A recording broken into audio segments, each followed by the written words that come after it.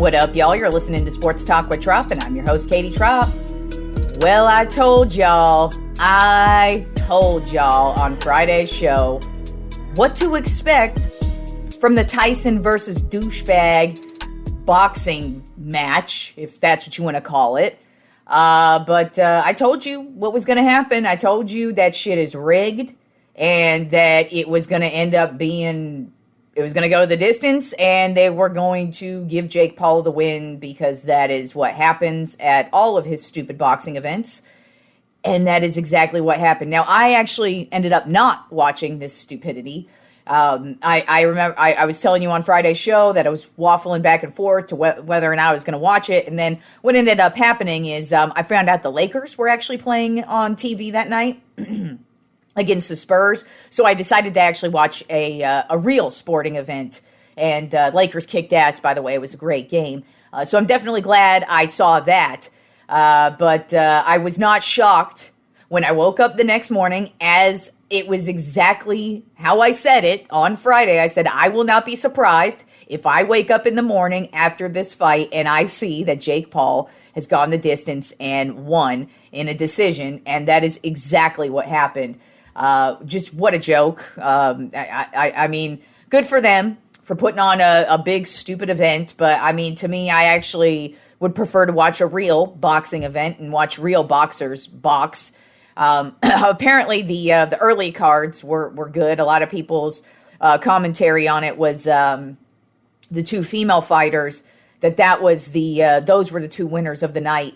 And, I mean, I guess you could put it that way, but in all honesty, how many of you can even recall their names? Guarantee you almost none of you remember either of their names, which means you're probably never going to watch them ever again. And also, neither one of them won $20 million or $40 million that night for doing that. So they weren't really actually the winners of the night, because I guarantee none of you are ever going to watch another boxing event of theirs ever. So...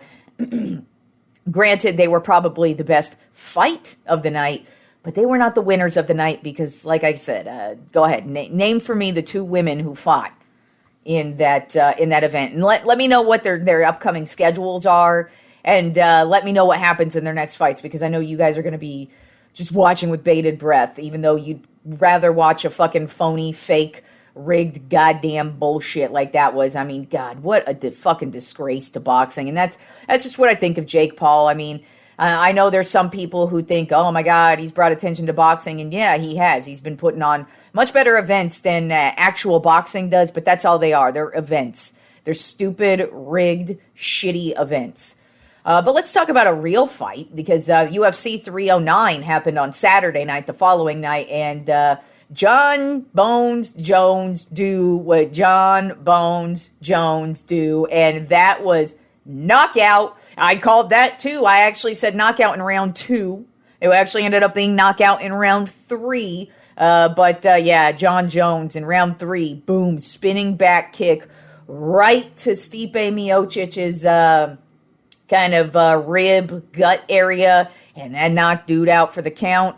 And not only did it knock him out in this match, but that sent Stipe Miocic into retirement. He retired right after his loss, and John Bones Jones continues to prove he is the GOAT of UFC fighting. And he didn't announce his retirement, so it's looking like we could potentially get another John Jones fight next year.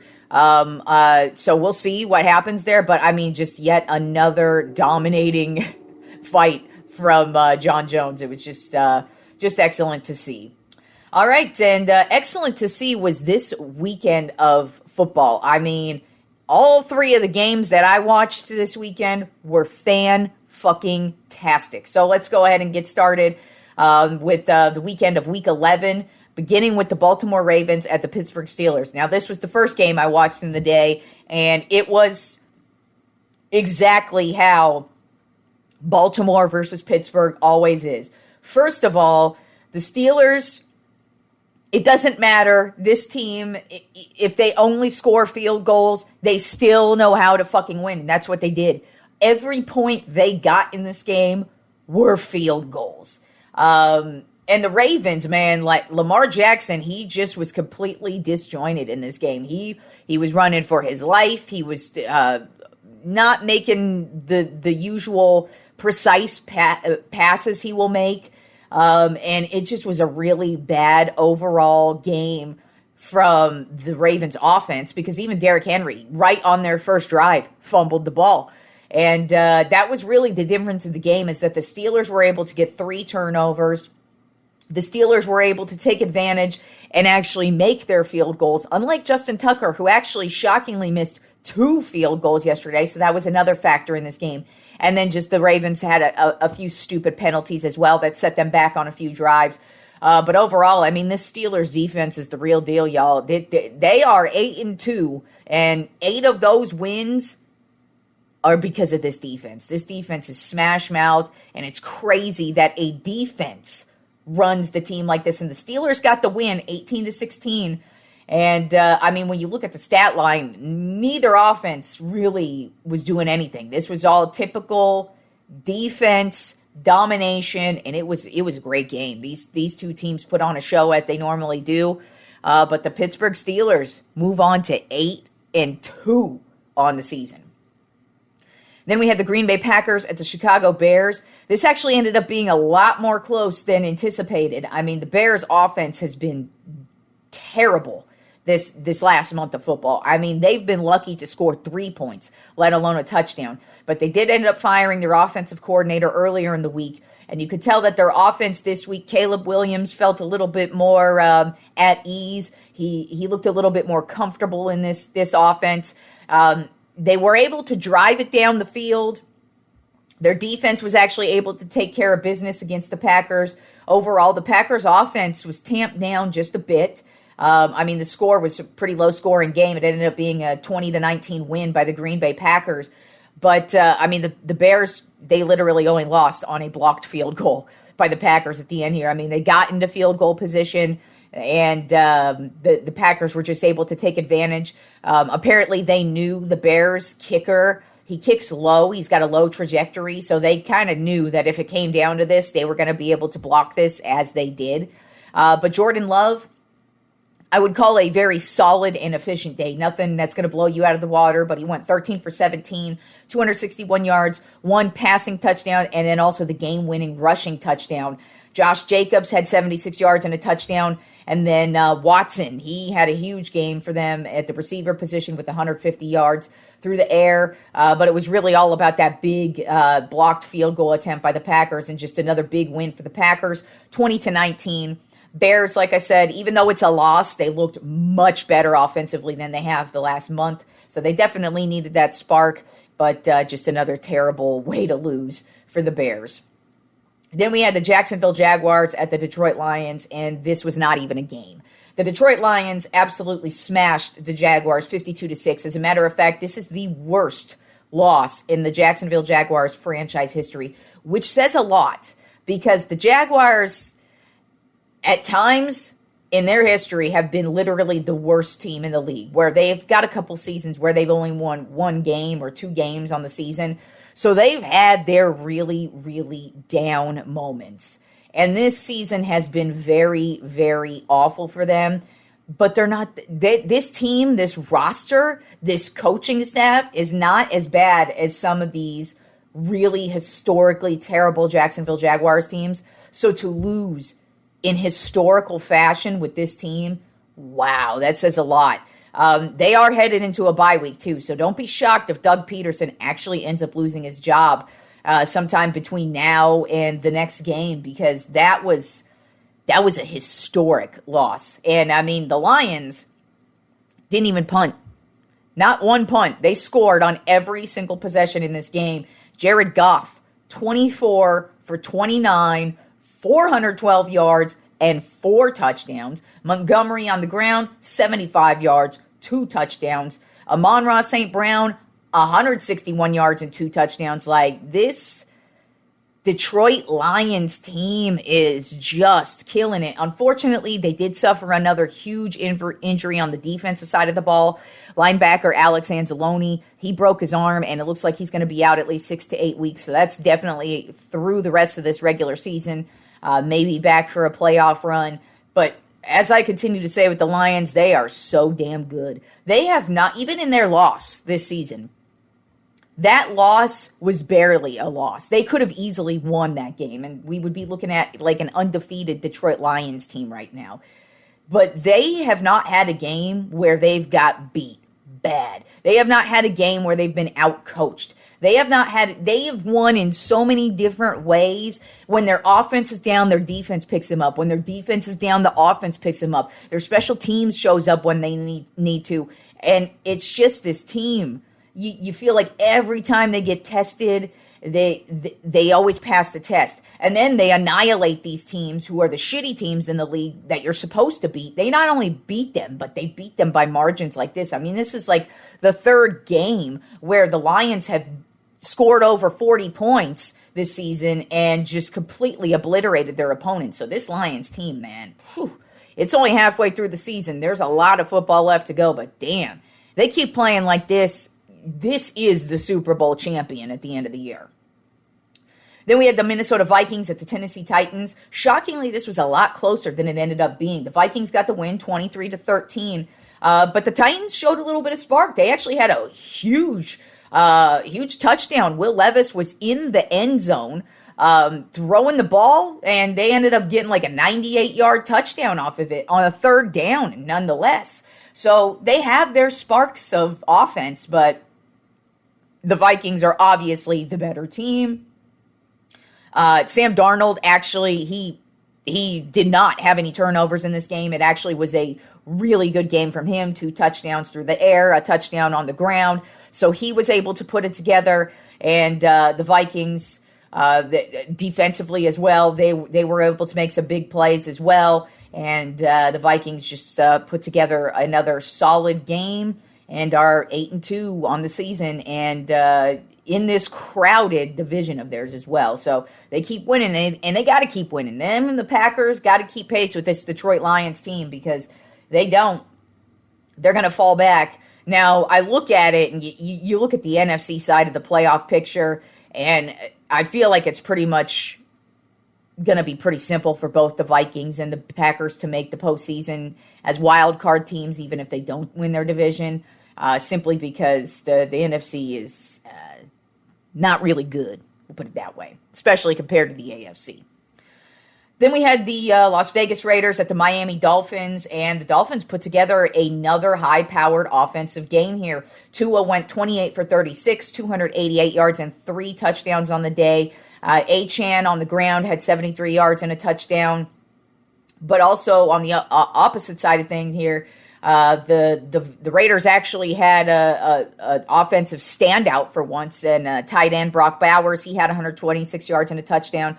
But overall, this was just straight-up domination for the most part by the Miami Dolphins. They got the win 34-19.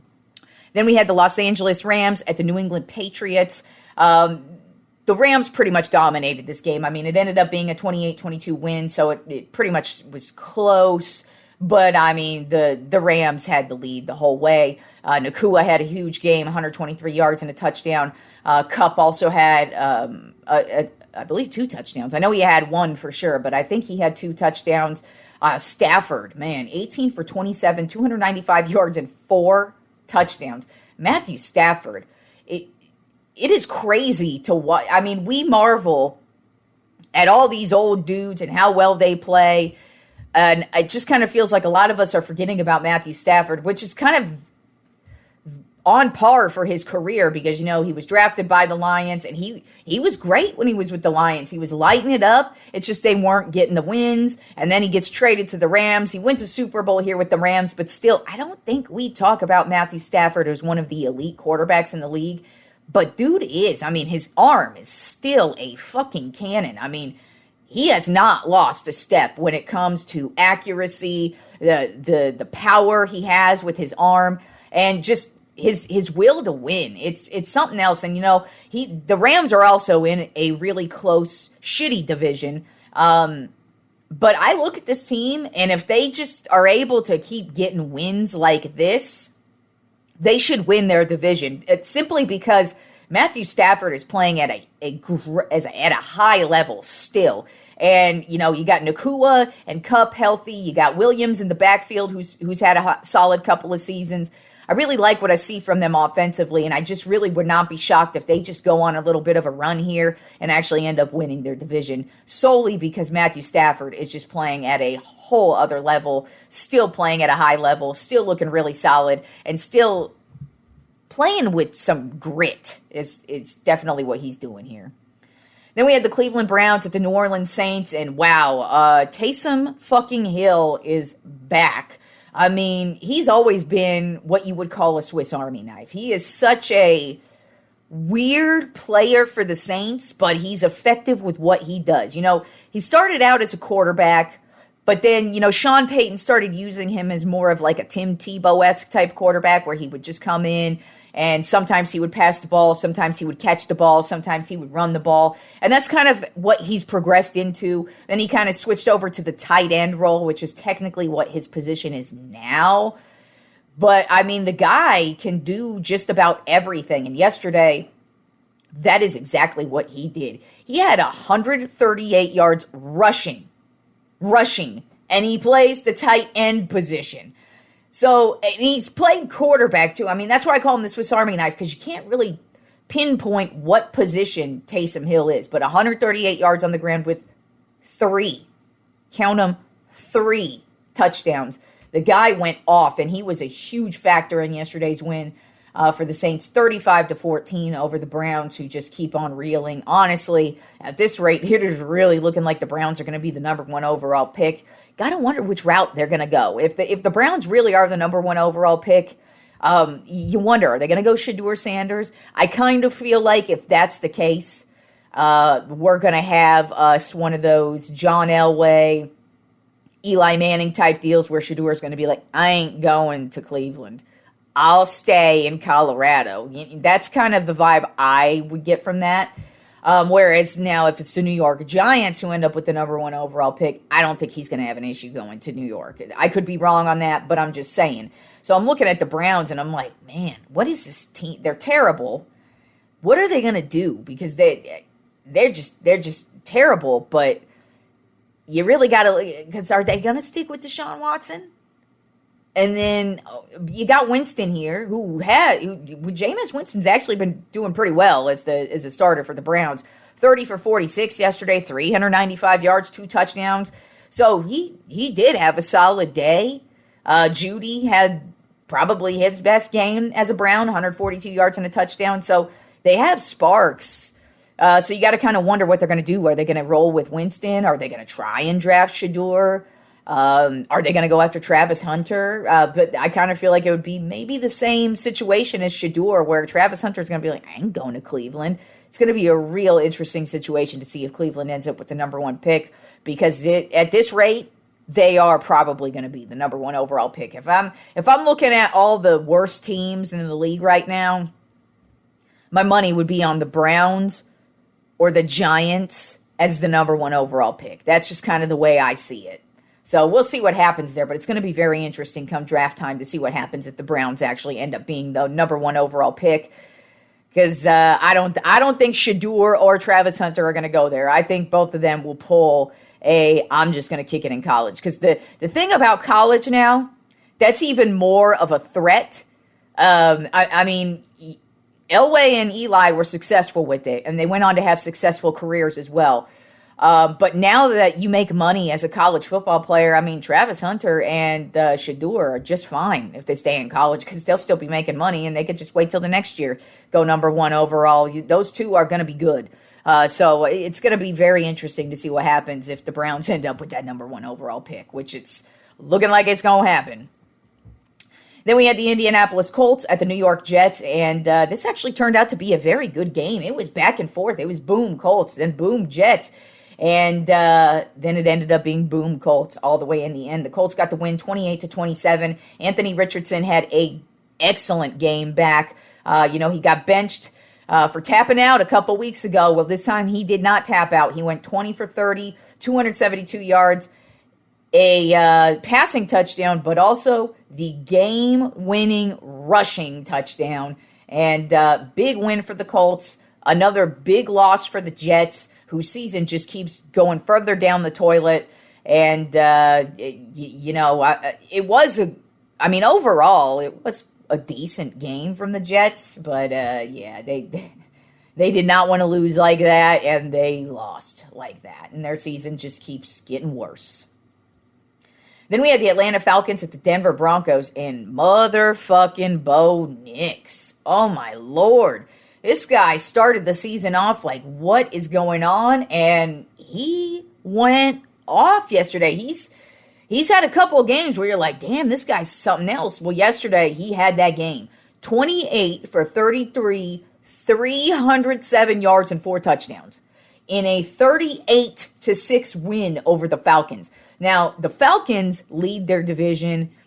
They're looking like one of those teams where they're very up and down and shaky to me. And honestly, I would not be shocked if they lost their grip on the division and the Buccaneers ended up winning the division. I just don't think the Falcons are that good. And this game showed it. I mean, first of all, the Broncos defense just straight up dominated this team. And really, when you look at this Broncos team, that is their bread and butter. Their defense is excellent. It's the offense that's had the issues. But Bo Nix, man, he was on. And when he is on, this offense is damn freaking good. So they just blew the Falcons out of the water. And the Falcons now just, they do not look good. And the Broncos, they're not the worst team in the league, of course. But you kind of look at it and with the way these two teams are, the way their rosters are, and really in their divisions, I mean, you expected the Broncos to go through growing pains. This is only Sean Payton's second year as coach. This is Bo Nix's rookie season. They don't have a lot of offensive firepower. Their defense is excellent. And then, of course, they're in a division with the Kansas City Chiefs, so they're not really expected to do anything except what they're doing. They're getting some pretty decent wins. But the Falcons, on the other hand, are in one of the worst divisions in football, number one. They should be, dominating this division, and they are not. Like I said, don't be surprised that the Buccaneers come out of nowhere and just yank this division from their hands, because that's what it's looking like so far to me is going to happen. Then we had the Seattle Seahawks at the San Francisco 49ers, and this was another good-ass game. It was a typical Niners-Seahawks game. I mean, the Niners have dominated the Seahawks, I believe, the last 6 games in a row the Niners have won.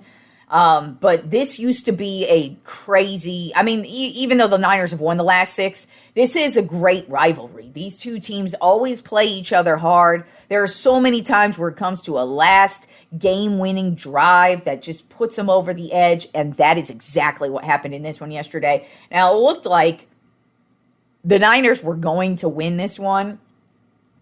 It looked like, you didn't really expect Geno Smith to make these really big plays on the game-winning drive, but the dude did. I mean, he had 2 runs. One run, which set them up and actually in field goal position, but they needed the touchdown. So they get in they get in the red zone, and Geno Smith just takes his shot, and he's able to run in for the game-winning touchdown in the final seconds, and he went 25 for 32. 221 yards, and that game-winning touchdown on the day. But the Niners, they just don't look good. I keep saying it, and it's so funny to me because I'm watching all these other shows, and everybody else is like, oh, I still think the Niners is good. And yeah, they're in a terrible division, so I wouldn't be shocked if they still made the playoffs, but I actually think the Cardinals and the Rams are more reliable and more likely to win this division than the Niners are. The Niners just do not look good.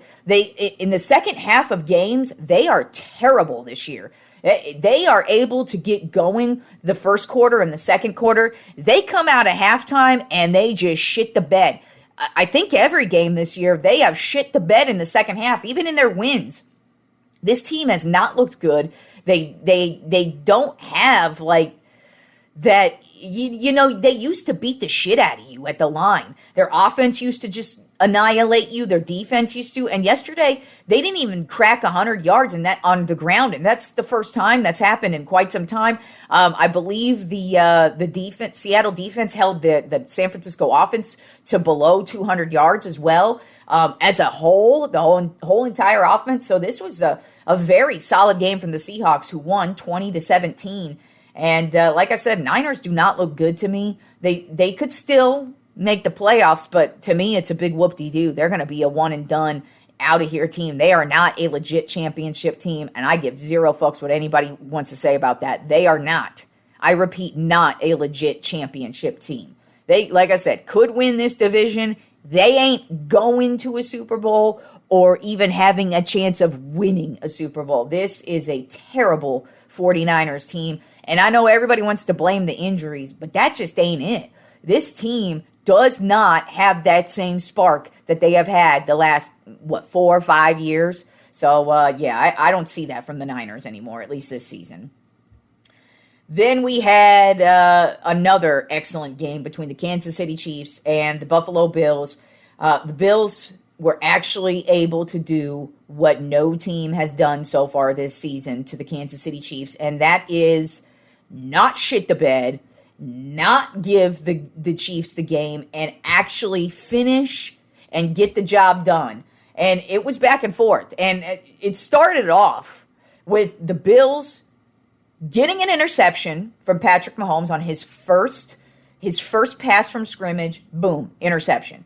Bills go out and score a touchdown right after that, but their kicker missed the extra point. I see that and I go, don't even tell me this game is going to come down to that 1 point.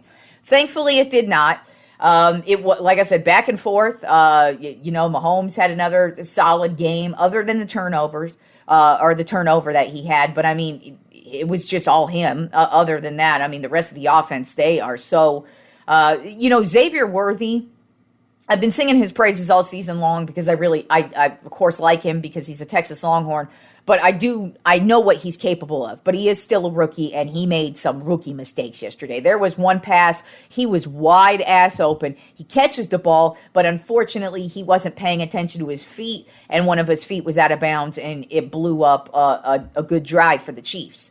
But the Bills, they took this one from the Chiefs. Defensively, they made sure Mahomes wasn't really able to make any big plays. They made sure to kind of keep him in the pocket. They made sure to actually sack him. They made sure once they got their hands on him, he went down. They locked down Travis Kelce, who only had like 2 yards yesterday. They put it together, and then the Bills' offense, they put together a good game plan as well. I mean, this was probably the worst game for the Chiefs' defense on the season. But, I mean, Josh Allen, he didn't have to be the Superman yesterday. He, of course, made basically the game-winning play on the last drive for the Bills. Basically, the Bills were driving. They had a 2-point lead, but it was one of those things where it's like, you got to score the 7. They did end up getting into field goal range. It was a 4th and 2, and to me, it didn't matter whether they were up 5 points or 2 points. You got to score that touchdown. Or just say fuck it. So 4th and 2, Josh Allen takes the ball. Not only does he get the first down, he scores the touchdown to put the Bills up 30-21. And at this point, there's only like 2 minutes and 20-something seconds left for the Chiefs, and they have to score twice. So, yes, they are capable of scoring real quick, but it did not look like that was going their way today, and it was not going their way today. The Bills' defense held them down. They were actually able to force an interception on that last drive. It was a 4th down. Mahomes looked for Kelce, and I mean, he wasn't even anywhere near open. It was a completely underthrown ball as well. But the Bills were able to get the interception. They were able to get the win, and they really did have a very good game. And it was really nice, like I said, to see a team finally not shit the bed and not just hand this one to the Chiefs and actually finish the game. But I know now the Chiefs are they're no longer undefeated. The Bills, though, they actually do look like a legit championship level team. So we'll see if they're able to keep that up throughout the rest of the season. But big win for the Bills. Obviously, it's only one loss for the Chiefs. We can't count them out of anything at all. I expect them to keep on winning, as a matter of fact. I mean, this is just one loss for the Chiefs. Obviously, they're still the defending champs, so you still cannot overlook them, but big win for the Bills yesterday. And it wasn't just, oh my God, we barely won. It was basically the Bills dominated this one from start to finish. They were able to finish the job, and let's see if they face off against each other in the playoffs. if the Bills are able to continue to carry that same energy against this Kansas City Chiefs team. And then Sunday Night Football ended up being a excellent game between the Cincinnati Bengals and the Los Angeles Chargers. Now, the first half was completely dominated by the Chargers. It looked like this was going to be an absolute blowout by the Chargers. And Joe Burrow all of a sudden wakes up and was like, nah, we're going to win this game. So the Bengals, they started making a run in the second half. They tie the game up. And I'm thinking, oh, shit. The Chargers are going to do what the Chargers are going to do, and that is lose this game. They did not. As a matter of fact, you got to give it up to this Chargers defense. I think they are one of the most underrated defenses in the league by far. They were able to, they obviously weren't able to contain Burrow. I mean, he had 356 yards and 3 touchdowns through the air. So Burrow had a good game, but there were some points in this game where you were like, damn, this Chargers defense is really taking it to Burrow. And there were a couple plays where he was on his ass and feeling it. And you could tell. Their ground attack would get going, but then it would fall back. And so the Chargers defense just kind of kept in there. Then on the last drive for the Bengals, they get in field goal position. And they missed the field goal. So the Chargers have 20-ish 30-ish seconds to try and break this tie, and Justin Herbert connects on 2 amazing passes to get the Chargers in close field goal range. So what you could tell was going to happen here is they hand off the ball to J.K. Dobbins, and it's looking like they're just going to hand off the ball to him. He's going to set them up in a little bit closer field goal range. They're going to call their last timeout, and they're just going to kick this game winner and hopefully go right off into the sunset. J.K. Dobbins was like, no, I'm not leaving this up to my field goal kicker. I'm actually just going to run in and score the touchdown, and that is exactly what he did. J.K. Dobbins scored the game-winning touchdown for the Los Angeles Chargers for them to get a big win, 34-27, and Joe Burrow has had 3 games this season where he's passed for over 300 yards, had 3 touchdowns, and 0 interceptions, and the Cincinnati Bengals have lost those games. It's crazy because Burrow is having literally an MVP type season. He is statistically having his best season of his entire career at this point, and his team is 4-7 and can't even win. They can't close out a game. That's the Bengals' issue this year, is they just can't close out a game. So another one bites the dust for the Bengals, but the Chargers, they were able to hang on and get the win. We'll see what the Chargers are able to do. I don't know if they're a championship-level team, but I kind of look at them and go, they might fuck somebody's season up, but we'll see what happens there. Moving on to Monday Night Football, and tonight we have the Houston Texans at the Dallas Cowboys. Right now the Texans are a 7-point favorite. I mean, you know me, I'm always picking my Cowboys. So how are the Cowboys going to magically win this one tonight? Well, my prediction is that since it's Monday Night Football and Troy Aikman's going to be in the booth, Troy Aikman's going to actually, he's just going to say, fuck it, I am so sick and tired of seeing the Cowboys suck ass. I'm going to walk down there and play quarterback tonight. He's going to hit up Emmitt Smith. He's going to hit up Michael Irvin, Charles Haley, Deion Sanders. They're going to get Alvin Harper, Jay Novacek. They're going to get the whole gang back together. And the power of the 90s Cowboys will compel the power of the 2024 Cowboys, and the Cowboys will get the win 23-20 over the Houston Texans.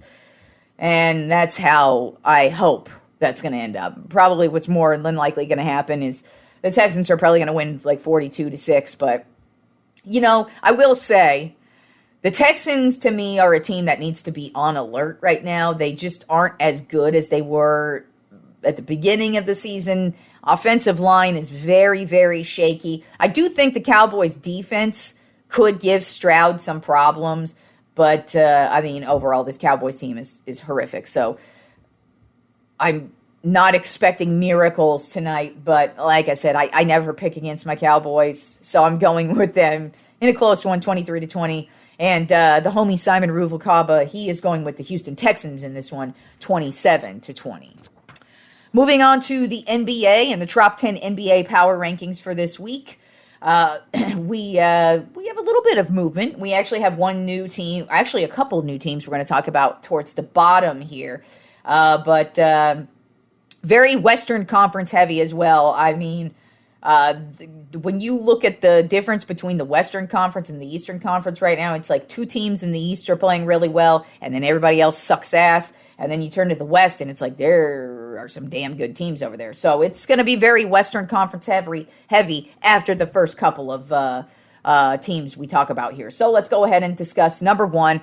Still remains Cleveland, because they are 15-0 on the season. As a matter of fact, they didn't even play Donovan Mitchell last night, and they still won. This team is kicking ass. They beat the Chicago Bulls twice this week. They beat the Philadelphia 76ers and the Charlotte Hornets. So they are really just on a tear, and they are annihilating everybody in so many different ways. Right now, they are first in the league in field goal percentage, knocking down 52% of their shots. They're first in the league on three-point percentage. They are knocking down 42% of their three-pointers. And right now they lead the league in points per game, averaging 124 points per game.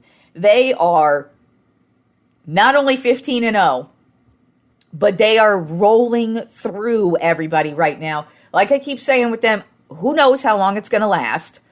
Who knows if this is going to be, if they're going to actually be a good team this year, but this is a good lead that they're building regardless. And like I just said about the Eastern Conference, I mean, who knows how it's going to turn out? It is only November. We are only a month into the season. So we're just getting going.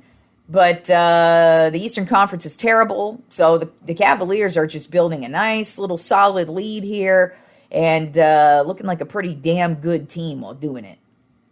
Then at number 2 on my Tropp 10 NBA Power Rankings is the Boston Celtics. Overall record of 11-3. This past week they lost to the Atlanta Hawks, but got wins over the Brooklyn Nets and the Toronto Raptors. And of course, this team, it's just all about Jason Tatum, averaging 30 points per game, 8 rebounds per game, 6 assists per game. He's just doing it all, and really just making sure this team is staying intact until they get Porzingis back. It's looking like Porzingis is going to be back next month. So once Porzingis is back, things could change for the Celtics team in a good way. Because if you don't remember, last year when they got Porzingis back, that's when they really just looked really fucking good. So this team with Porzingis is really good. But without Porzingis, they actually look pretty good. So we'll see what happens in the next month. But Boston is still looking like the Boston Celtics. Then at number 3 on my Tropp 10 NBA Power Rankings, a team that has taken a huge leap, a team that I cannot believe is 10-2 on the season, and that is the Golden State Warriors. I did not think this team had a chance this year, and they are killing it. They beat Dallas and the Memphis Grizzlies this week, but Steph fucking Curry. I mean, we talk about LeBron and his age, and how it's crazy that he's still playing at the level that he's playing at. Steph Curry, we got to start talking about that now, too. I mean, he's not as old as LeBron, but he's getting up there. He's been in the league for many years, and Steph is still playing at an insane level. He is carrying this Golden State Warriors team, and they don't have a lot of talent, but he is like, fuck it, I don't give a shit. We're still winning. One thing that is definitely helping him, though, is this bench of theirs. They have a deep bench, and when the bench comes in, these bench players know their role, and they are doing what they need to do to get these wins. And the Golden State Warriors, at least for now, looking like one of the top teams in the league. And I mean, you really can't overlook them, not only just because of the Steph factor, but I mean, this is a championship level team. They have won championships on numerous occasions. They are a dynastic team. So even though they're not the same team that they used to be when they were winning championships, don't overlook this Golden State Warriors team, because right now they are playing championship level basketball.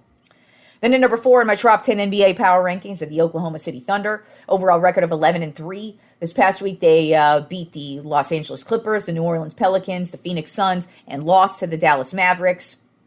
Really have not lost a step with the loss of Chet Holmgren so far. SGA is averaging 29 points per game, 5 rebounds per game, 6 assists per game. So he's really just taken over the leadership role on this team and just keeps on rolling. You know, last year he had an MVP type season. He didn't win the MVP, but he was right up there. And here he is back at it, and just elevating this team to another level, and they look like a really, really good team, even without Chet Holmgren right now. Then to number 5 on my Tropp 10 NBA power rankings of the Los Angeles Lakers. Overall record of 9-4. This past week, they beat the Memphis Grizzlies, the San Antonio Spurs, and the New Orleans Pelicans. Anthony Davis and LeBron James are having a fantastic year. LeBron right now has had 4 games in a row with triple doubles. 4. He has never done that in his career. And LeBron James has been around for 955 years at this point. And he's accomplishing things that even he still has not accomplished. Like, that is crazy. But AD, he is averaging 32 points per game. He leads the league in that. He is having an MVP year and also a Defensive Player of the Year type year so far. You could tell he is pissed off losing that Defensive Player of the Year award last year. Not only is he going for that this year, but he, like I said, MVP level. I know we are very early in the season and things could change, but AD is on a mission this year. And then you look at it, they got some young cats who are just hitting three-pointers, who are really stepping up. This guy Connect, he is connecting. I mean, he's knocking down shots that you're like, whoa, what? Where'd you come from, dude? So I really like what I'm seeing from the Lakers so far. 3-game winning streak right now. And like I said, 4 games in a row with a triple-double for LeBron. Both AD and LeBron playing at excellent levels. And if they keep up, both of them are able to stay healthy and keep it up like that, and who knows, there's still talks that the Lakers are going to make a trade at some point in this season. If they make a trade for some decent player, I don't even think they really need to make a trade if AD and LeBron keep playing like this, but I think that's more about the depth is what the trade would be about. But Lakers playing excellent basketball right now. Then at number 6 on my Tropp 10 NBA power rankings of the Denver Nuggets, overall record of 7-5. This past week, they lost to the New Orleans Pelicans and the Memphis Grizzlies. So not a good week for them, but they're still the Nuggets. I mean, Jokic averaging a triple-double on the season, averaging 30 points per game, 14 rebounds per game, 12 assists per game, and just leading this team in every possible category you absolutely can. They have been battling through their injuries, which is really their main issue, but still, Denver Nuggets, to me, one of the best teams in the league. They've got a lot of depth in their roster, and I know they're 7-5, but just you really got to watch out for this team, especially with Jokic. He hasn't even got started, but his numbers are just boom in your face as always.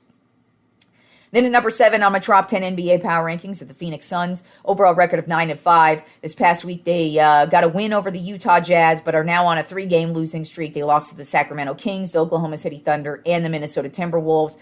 Injuries are really just an issue right now for the Phoenix Suns, especially Kevin Durant. Kevin Durant, he started off the season just at an insane level, and now that he's out, that's really taken a huge hit to their offense, and so that's really what's made them fall back a bit here. But he should be coming back, I believe, next week, hopefully. So I feel like once they get him back, the Phoenix Suns will be right back in line at what they were doing a couple weeks ago.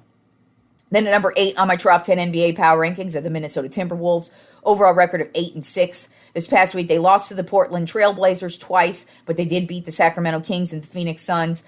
Julius Randle, I was wondering how he was going to fit in with this team, and he is fitting right in. He actually just had a game winner the other night over the Sacramento Kings, so that was big for him. But, I mean, on the defensive side of the ball, this is what I feel like the Timberwolves were missing. Especially last year, they made a really nice run last year, but defensively they kind of fell back, and Julius Randle is actually giving them that defensive edge. So it's going to be interesting, like I said, to see how things go as the season progresses on, but Randle is fitting right in, and if he stays healthy, he's making this Timberwolves team a very good team, especially on the defensive side of things. Then at number 9 on my Tropp 10 NBA power rankings, I could not believe when I looked at the standings and this team was here. Because to be honest, I really have not paid much attention to this team, and that is the Houston Rockets. They are 10-4 on the season. They actually lead their division. This past week, they got wins over the Washington Wizards. They beat the Clippers twice, and they beat the Chicago Bulls as well. They've got Jalen Green and Fred VanVleet. These are their leaders of the squad. I really don't know what's going on with this team. I just kind of feel like it's one of those early regular season sparks, but it was just something. I looked at them 10-4. You couldn't overlook it. You couldn't look past it. And I felt like I had to talk about them a bit because I'm like, whoa, the Houston Rockets? Really? They're 10-4. Okay, good for them. I mean, I expected them to be one of the worst teams in the league, and here they are in my Tropp 10. I did not expect them to be anywhere near the Tropp 10, let alone at number 9. But we'll see how they go as the season progresses. I mean, they're a young squad. I would call them a young nobody squad, but I mean, you never know what's going to happen. They could potentially make a trade at some point for somebody and just really improve this team and all of a sudden become a force. But I don't know if we're going to be talking about Houston. I kind of feel like Houston's going to end up being one of those streaky teams. But like I said, they're at 10-4. I felt like I had to talk about them. And then rounding out the Tropp 10 NBA Power Rankings this week, we have the Sacramento Kings. Overall record of 8-6. This past week, they lost to the San Antonio Spurs and the Minnesota Timberwolves, but they did get wins over the Phoenix Suns and the Utah Jazz. De'Aaron Fox had himself a historic weekend. He scored 109 points in a 2-game span, which is a franchise record for the Sacramento Kings.